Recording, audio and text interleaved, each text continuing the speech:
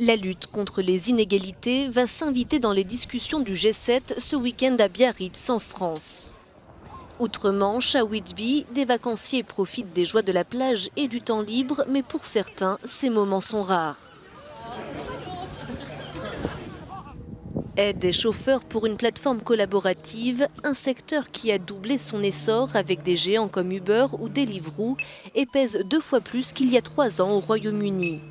Il fait vivre aujourd'hui près de 5 millions de personnes dans le pays. Avec un statut précaire, difficile de faire valoir ses droits, mais Ed a dû intenter une action en justice contre son employeur pour pouvoir prendre des congés dont il a été privé pendant plus d'1 décennie.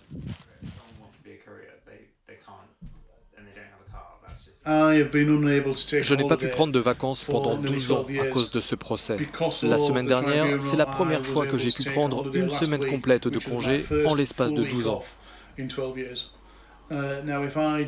Mais si je ne vais pas travailler sans fournir de justificatif, ils peuvent me retirer mon job. Un point, c'est tout. Je peux être viré et je connais des coursiers qui l'ont été. J'en connais qui ont fait une crise cardiaque. Et dans l'ambulance, la première chose qu'on leur demandait, c'était « Qui couvre votre tournée ?»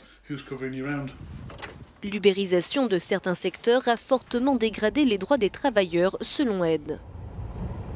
Je pense que certaines entreprises en profitent pour exploiter les gens, et il n'y a pas d'autre mot pour cela. Ça peut sembler dur dans le monde du travail d'aujourd'hui, mais oui, les gens sont exploités. Il y a des gens qui ne pourraient pas aller au travail parce qu'ils sont malades ou qui se demandent s'ils pourraient avoir une augmentation de salaire, mais qui se ravisent parce qu'ils disent « Non, il y a 10 autres personnes derrière moi qui le feront pour moins cher ».